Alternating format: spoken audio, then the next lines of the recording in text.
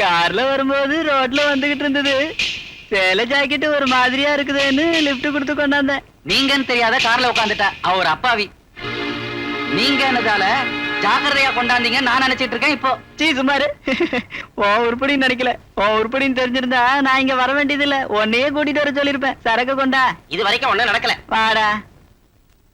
என்னது புத்தி இல்லாம அவன் ஏற்கனவே பொம்பளை பொறுக்கி நம்ம வீட்டுக்குள்ள எது கூட்டிட்டு வந்த? இது வீடு நினைச்சியா அவச்சார விடுது நினைச்சியா? நீ ஒரு பொம்பளை தானா?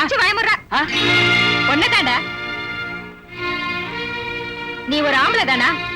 உன்னையே விட்டு உன் பொண்டாட்டிய கூட்டிட்டு வான்னு சொன்னப்போ அவனை சரிப்படுத்தி எதுக்கு அடிக்கலடா? அப்படின்னா சாயந்தரம் எனக்கு ஐஸ் வச்சு அனுப்பலான்னு நினைச்சியா?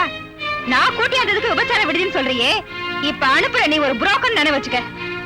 உன்ன மாதிரி அசிங்கமானவனுக்கு பொண்டாட்டியா இருக்கிறத விட 10 பேர் வேசின்னு சொன்னாலும் இந்த மாதிரி அப்பாவியார் ஓடி போறது நல்லது.